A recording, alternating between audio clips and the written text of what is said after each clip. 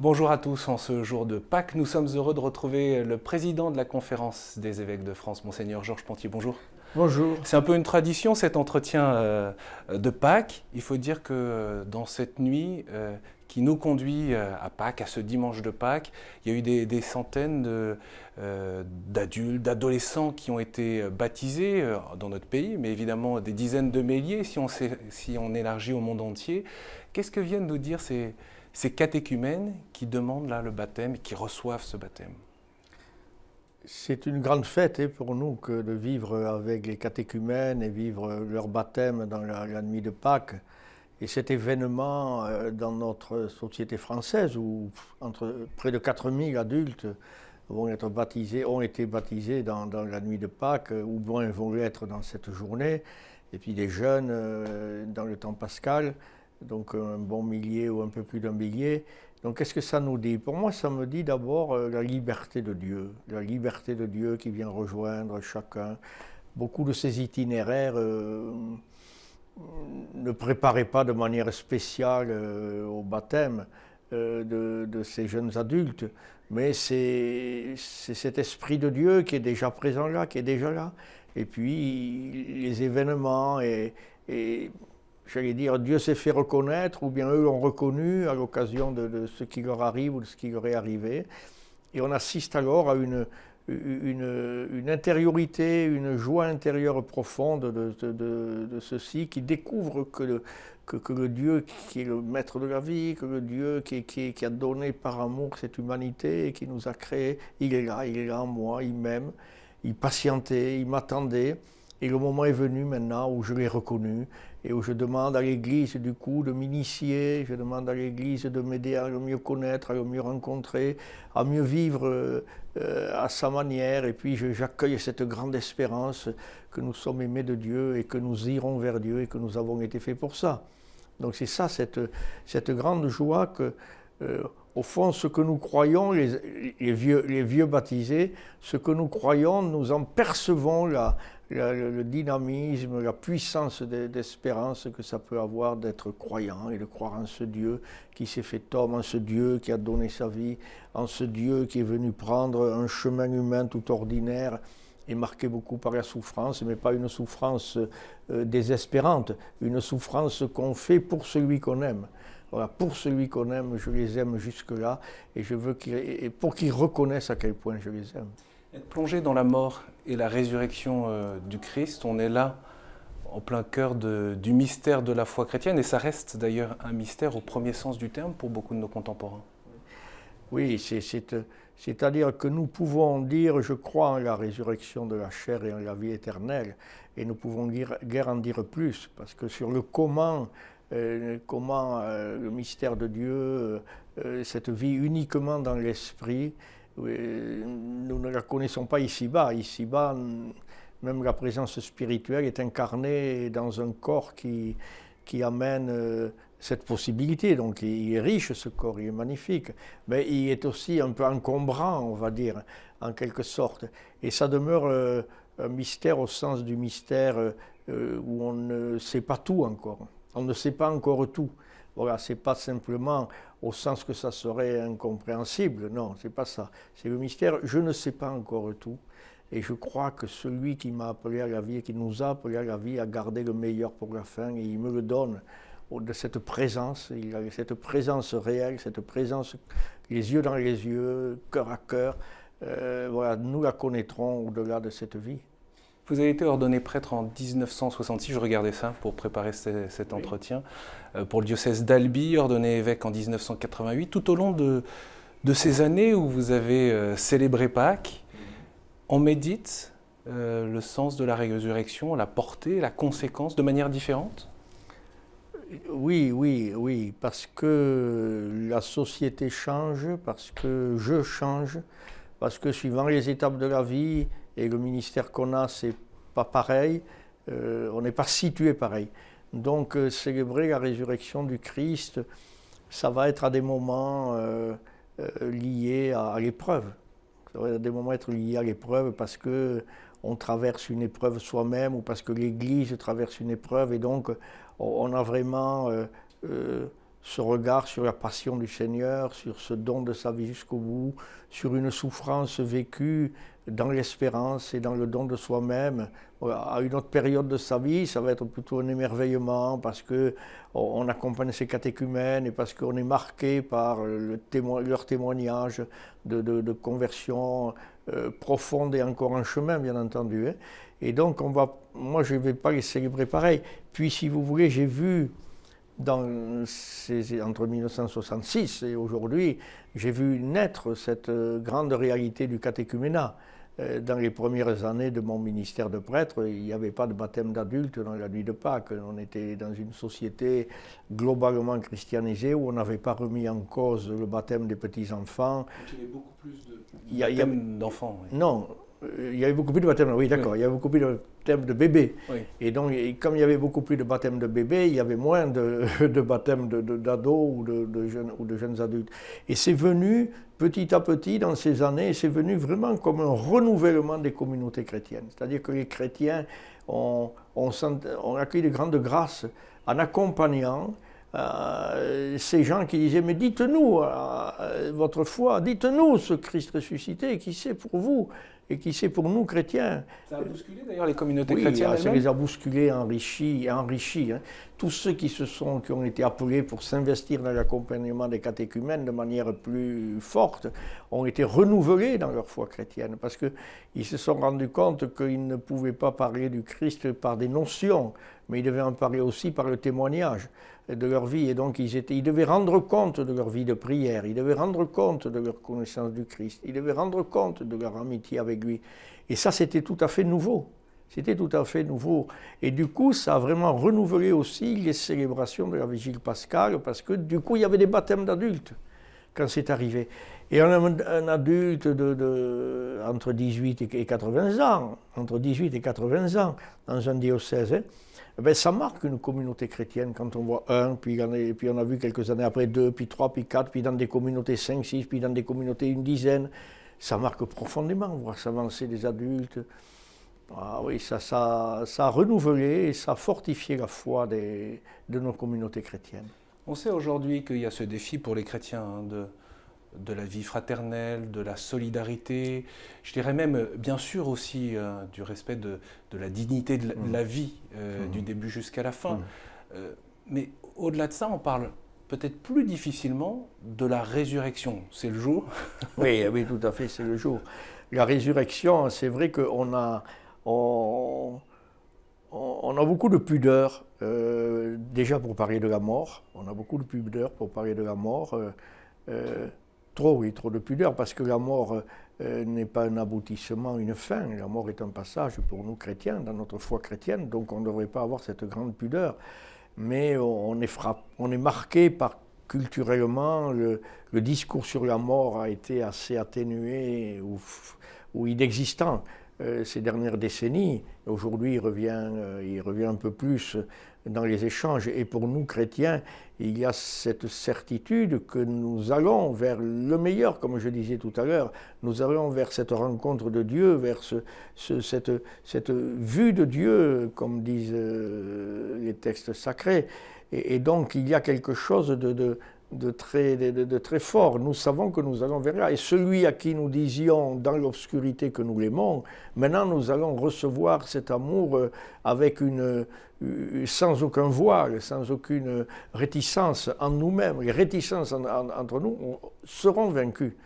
Et puis il y a ce mystère de la communion des saints, donc ce mystère de notre union avec les autres vivants en Dieu. Et c'est extraordinaire de se dire que c'est vers ça que je vais. Et le désirer, et puis retrouver ce qui nous ont quittés. Enfin, il y a différentes facettes. Et puis surtout retrouver Dieu tel qu'est Dieu.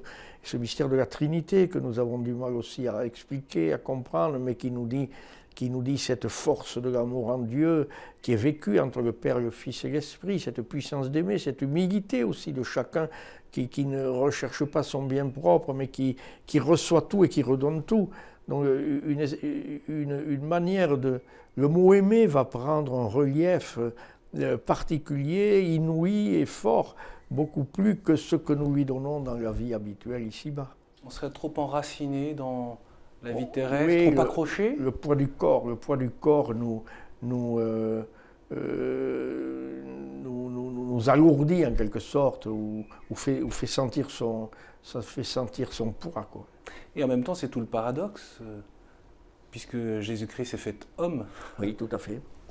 C'est donc une vision du corps qui n'est pas négative, c'est pas une vision du corps, c'est plutôt une vision du corps qui est ce qui me permet de m'exprimer dans ma singularité et de me donner à l'autre et d'accueillir l'autre dans sa singularité.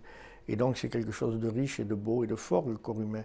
Nous n'avons pas un mépris pour le corps humain, les chrétiens, mais on sait que la perception du péché de l'homme qui a marqué l'homme dans son histoire, qui marque l'homme dans sa vie, la perception du péché et l'expérience du péché passe aussi par le corps. Et donc ce corps peut apparaître lourd, avec ses pulsions, avec ses choses à maîtriser. Et nous avons tout un travail à faire sur notre corps, et sur ce qu'il est, et à des moments, et puis la souffrance du corps, la douleur du corps. Enfin, il y a des choses dures à traverser, à vivre, et pourtant la beauté du corps. La beauté d'un sourire, la beauté d'un regard, la beauté de la force. Dans le corps, ce qui est fort, c'est la relation qu'il permet, et la pureté, et la réciprocité dans la relation. Et donc le corps est au service de cela. Voilà, et c'est pour ça qu'on n'a pas peur de parler de corps ressuscité, qu'on n'a pas peur de parler, je crois, de la résurrection de la chair. Donc la chair n'est pas vécue que comme négativement, mais elle est vécue comme ce à travers quoi nous expérimentons cette relation. Je sais, Monseigneur, que plusieurs de ceux qui vous écoutent ont en tête aussi cette période de convalescence, d'hospitalisation que vous avez vécue. Ça transforme la foi? Je ne sais pas si ça la transforme, mais c'est une expérience humaine, l'hospitalisation un peu longue, la convalescence un peu longue, mais j'aurais mauvaise grâce de m'attarder là-dessus, parce que c'est tellement peu par rapport à d'autres qui supportent des maladies lourdes ou des handicaps profonds. Et donc il y a cette expérience de la fragilité, cette expérience de la dépendance, bien entendu, mais il y a aussi cette expérience du service des autres, qui viennent là et accepter d'être servis parce qu'on est dans un état qui ne permet plus d'assumer toutes les fonctions du corps. Donc il y a une humilité dans cette expérience, mais il y a aussi une beauté de voir la délicatesse humaine de s'occuper de ses frères, y compris dans le milieu médical, bien entendu, y compris de manière de cette manière humaine, quoi. Les gens ne voient pas que la maladie, ils voient la personne qui est là. Monseigneur, vous avez dit aujourd'hui qu'on avait beaucoup voilé la question, occulté la question de la mort, et donc également de la vie. Il y a toute cette confusion autour de la personne humaine, autour du rapport, vous l'avez dit aussi, au corps. Mais alors du coup, comment on annonce dans tout ça cette fameuse bonne nouvelle de la résurrection? Parce que, au fond, j'allais dire, le soubassement sur lequel vient cette bonne nouvelle est très, très, très troublé, du coup, dans notre période contemporaine. Oui, tout à fait, c'est troublé, c'est difficile à dire, et donc ça va passer sûrement par la manière, par le témoignage que nous pouvons donner nous-mêmes au moment où nous sommes affrontés à notre propre mort et à la mort de nos proches. Quand Saint Paul disait aux premiers chrétiens, nous ne pleurons pas comme ceux qui ne pleurez pas comme ceux qui n'ont pas d'espérance. Donc pleurer, d'accord, mais pas comme ceux qui n'ont pas d'espérance. Donc on est affronté à cela, et depuis le début, ce n'était pas plus facile pour eux que pour nous. Mais oui, nous ne... c'est vrai. Mais oui, j'en suis persuadé. D'ailleurs, ça n'a pas été facile dès le début, hein, parce que la résurrection est une expérience qui se vit dans la foi et qui s'est vécue aussi pour eux dans la foi. Les premiers se sont disputés, et ceux qui ne voulaient pas y croire ont dit on l'a enlevé et on l'a caché et on ne sait pas où on l'a mis.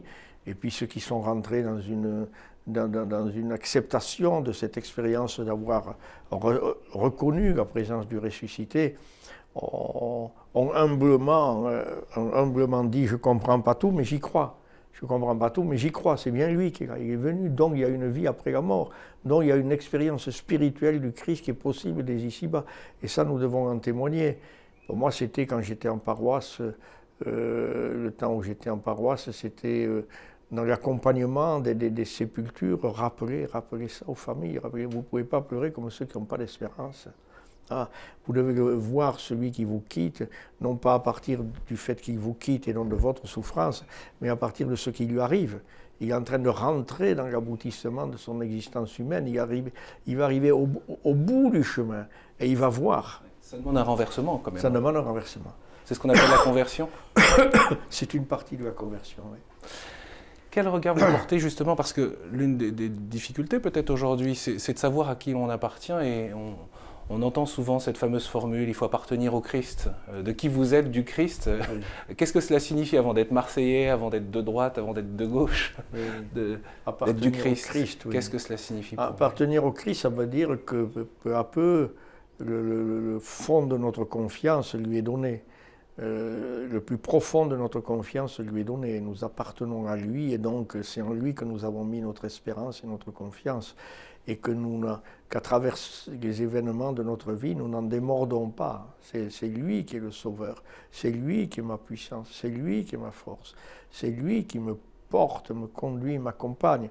Et dans l'expérience de l'épreuve, dans l'expérience de la mort ou de la souffrance, il y a il ne me laisse jamais seul qui ressort fortement et qui est une manière d'expérimenter avant la vision, d'expérimenter les fruits de solidité, les fruits de traverser les épreuves avec lui et que nous reconnaissons comme des fruits de la résurrection.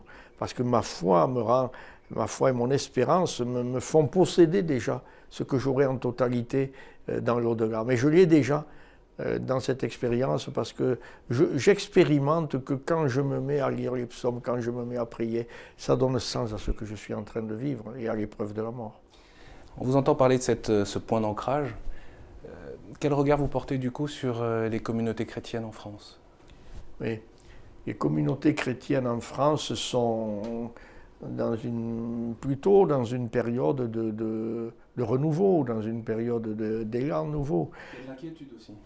Certes, il y a de l'inquiétude, mais je préfère vous dire ce que je constate. Je constate qu'elles sont beaucoup plus fraternelles, je constate qu'elles sont beaucoup plus joyeuses, je constate qu'elles sont beaucoup plus courageuses pour dire le cœur de leur foi. Voilà. Alors qu'elles aient diminué en nombre, ça c'est pas la peine d'y revenir, tout le monde le sait, mais elles n'ont pas diminué. C'est une vraie épreuve quand même. C'est une épreuve, mais elles n'ont pas diminué en ferveur. Et dans les jeunes générations, ceux que nous côtoyons, ceux qui viennent, ont une audace et une joie qui est plus forte peut-être que celle des plus anciens quand ils avaient leur âge. À quoi tient aujourd'hui la créativité missionnaire ? Je pense pas en particulier aux jeunes qui sont très sensibles à la manière dont on peut à la fois les soutenir, mais aussi très sensibles aux encouragements ou à la manière dont on parle de l'action des chrétiens dans le monde aujourd'hui. Oui, je crois qu'on a tous besoin d'une forme de reconnaissance, on a tous besoin d'être encouragés aussi. Et donc les jeunes générations ont besoin d'être accueillis dans leur histoire à eux et non pas dans notre histoire à nous les plus âgés. Donc de reconnaître que dans l'époque qu'ils vivent ou qu'ils ont vécue, dans leur histoire propre, il y a quelque chose qui s'est passé à un moment d'une rencontre forte avec le Christ. Le chemin n'a pas été rectiligne pour eux dans la foi chrétienne, parce que s'il n'a pas été rectiligne massivement. Et donc, quand la rencontre avec la personne de Jésus se fait, il y a une expérience d'une joie profonde dont ils ont envie de témoigner. Et ça, il nous faut l'accueillir par des formes nouvelles, par des manières de chanter nouvelles, etc., etc., etc. Mais il y a un renouveau qui vient de là.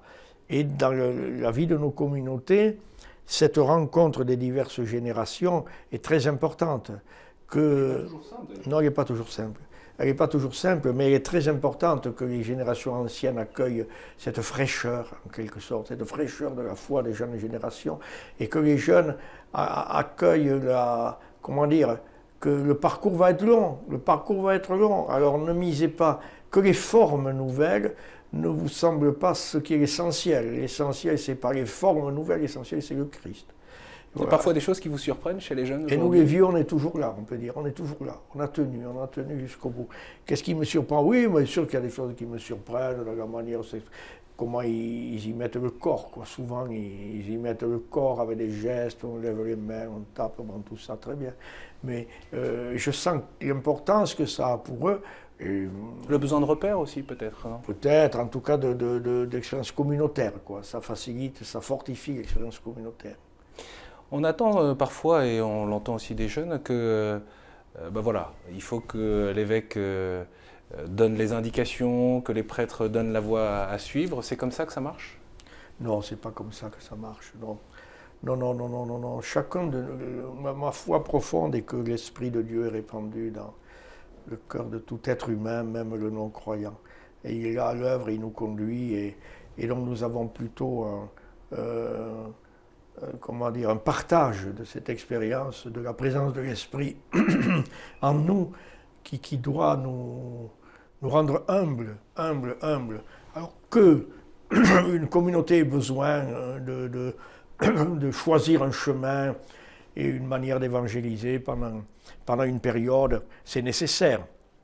Mais ce n'est pas la manière qui est la première. La manière, l'outil ne doit pas devenir pour nous ce qui nous cacherait les objectifs premiers, qui sont la charité entre nous, donc pas de division, et savoir renoncer à telle forme de l'outil, parce que ça va nous diviser.